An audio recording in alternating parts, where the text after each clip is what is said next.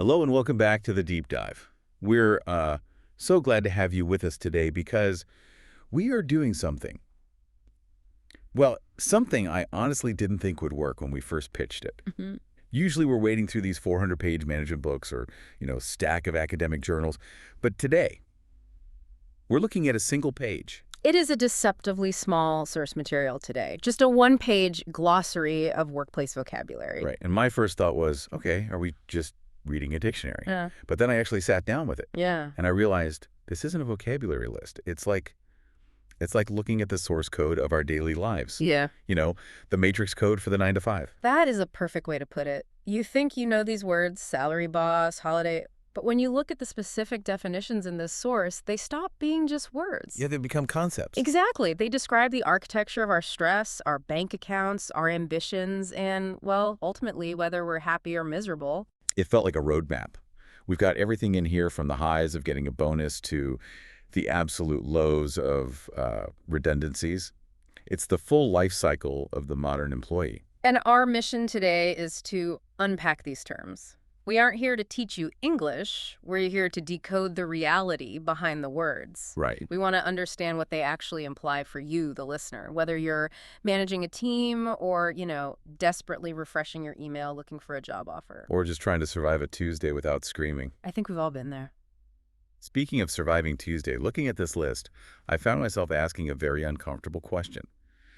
Am I currently demotivated, or am I just experiencing a run-of-the-mill day?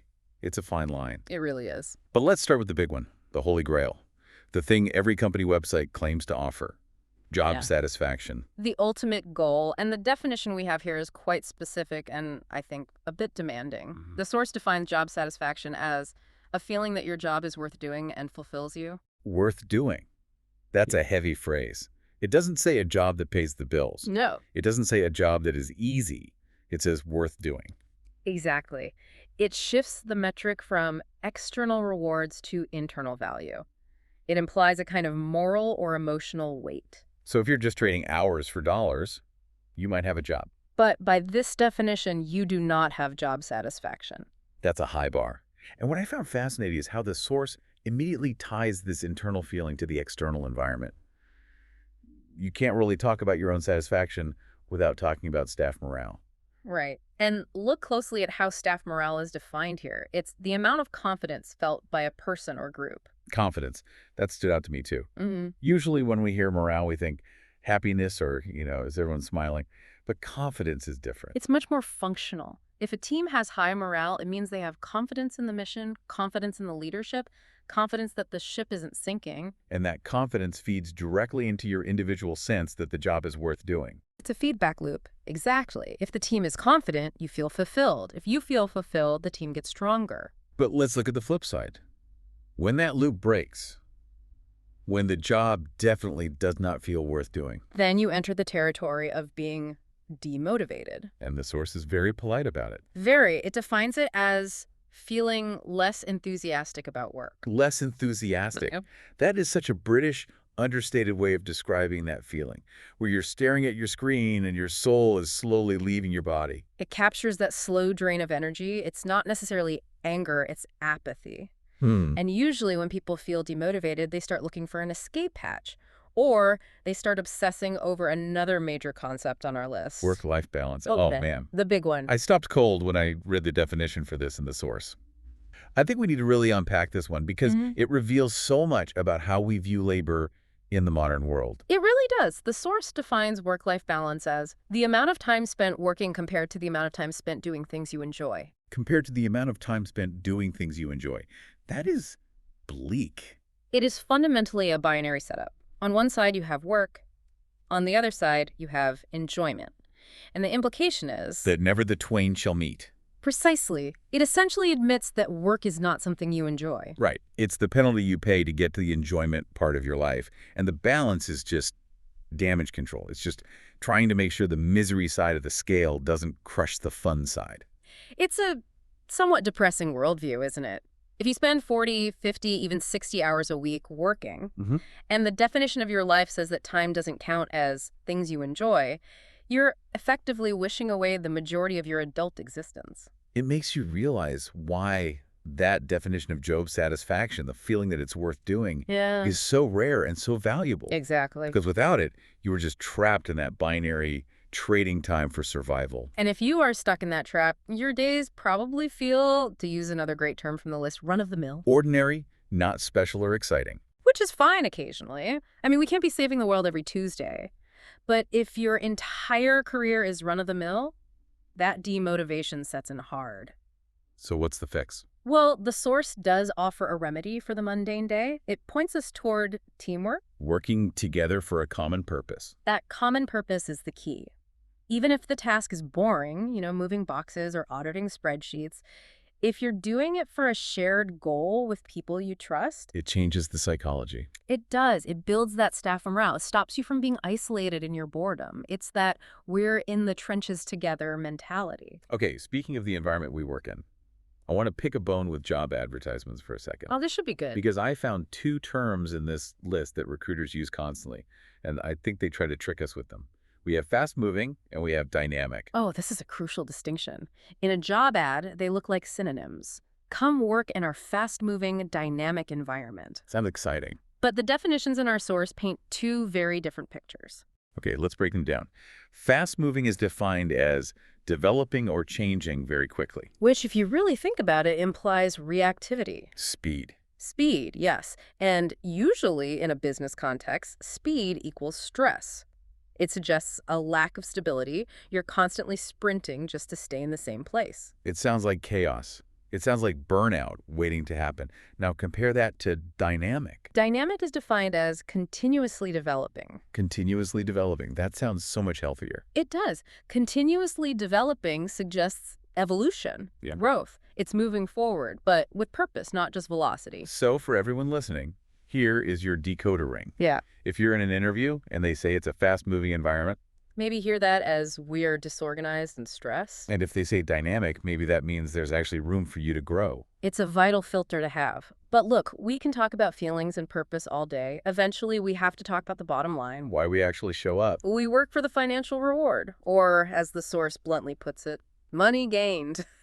I appreciate the honesty of that definition. No fluff. Me too.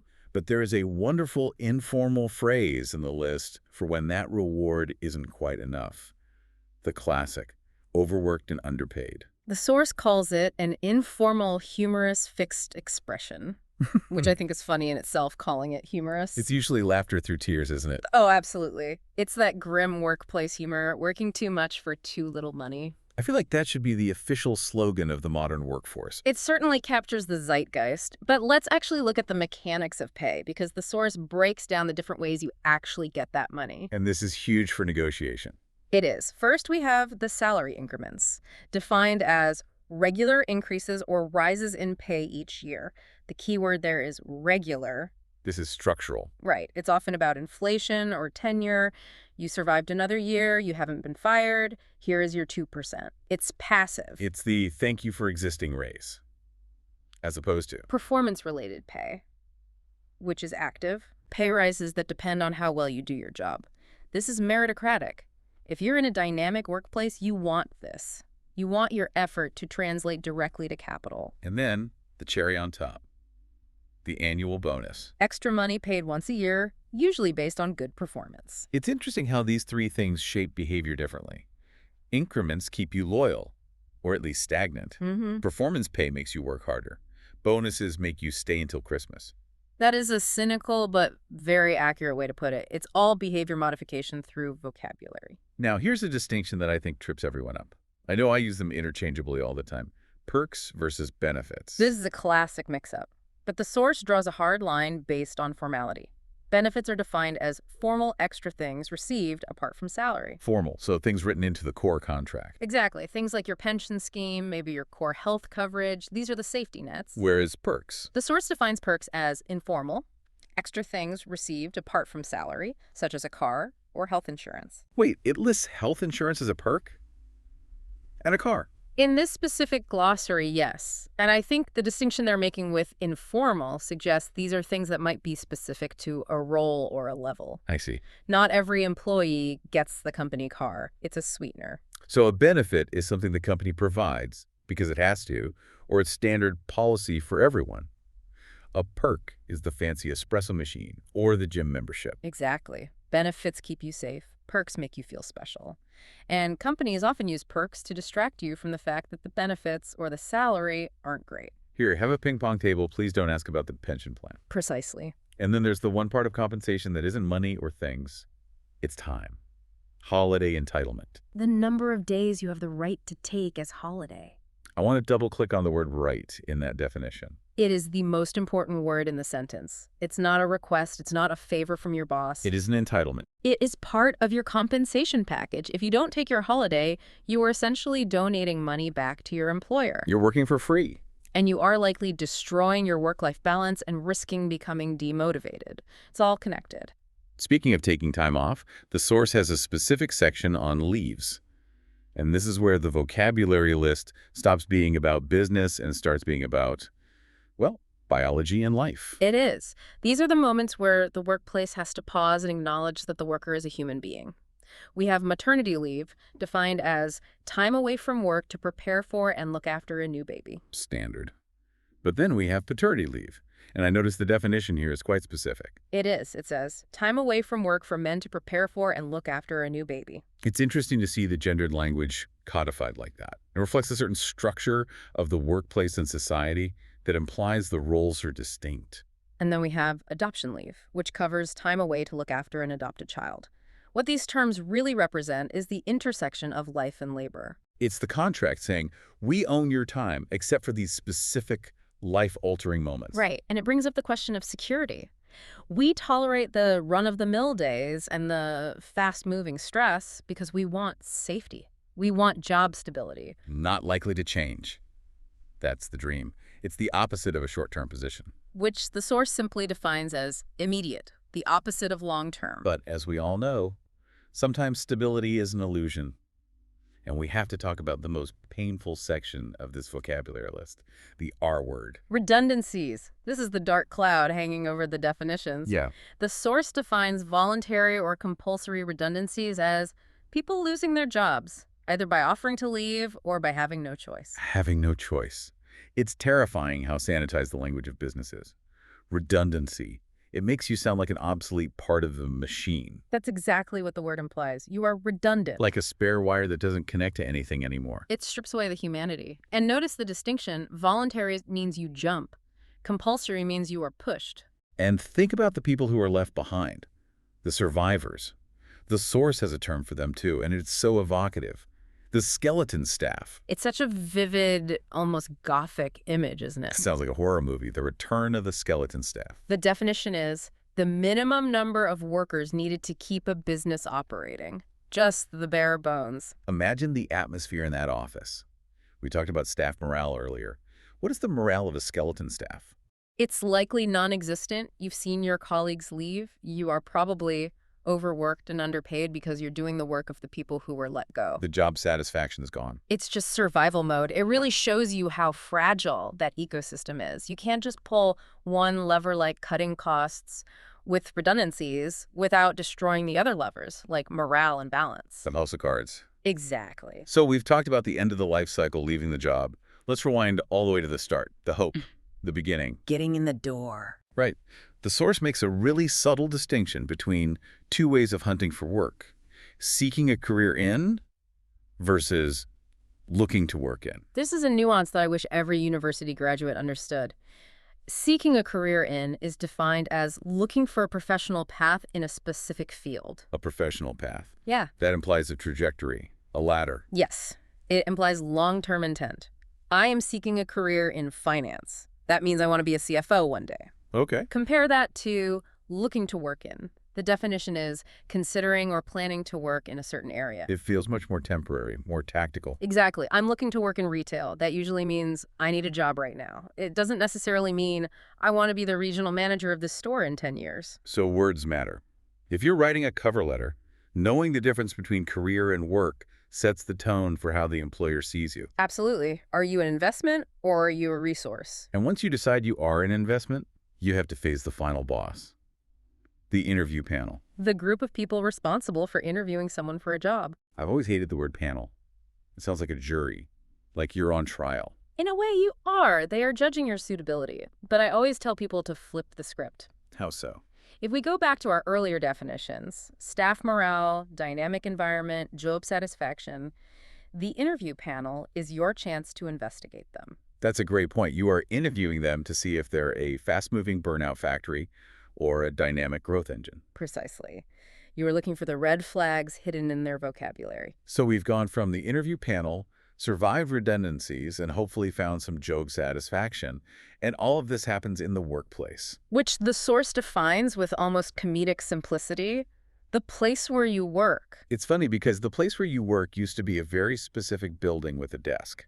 Now that place might be a laptop on a kitchen table. Or a phone in a coffee shop. But the definitions still hold true, because whether the workplace is physical or digital, it is still the container for all this human drama. It's where we negotiate our worth, where we seek validation, and where we try to find that elusive balance. Yeah. So, let's wrap this up. What is the big takeaway here? We've pulled apart the dictionary, we've analyzed the definitions. What should the listener actually do with this information? I think the takeaway is linguistic awareness. Words create worlds. When your boss offers you a perk, ask yourself if it really compensates for the lack of benefits. When you say you want work-life balance, recognize that you are accepting a definition that splits your life in two. And don't settle for fast-moving if what you need is dynamic. Exactly. Use these definitions to decode the situation you are in. Don't let the corporate speak just wash over you. Translate it. I want to leave everyone with one final thought that you planted in my brain earlier. It's about that work-life balance definition again. The idea that work and enjoyment are opposites. Yeah, if we accept that definition, if we accept that balance is just managing the misery, are we giving up on the idea of work being joyful? It raises a provocative question. Is true job satisfaction, where the work is the enjoyment, actually much rarer than we think? Are we chasing a myth?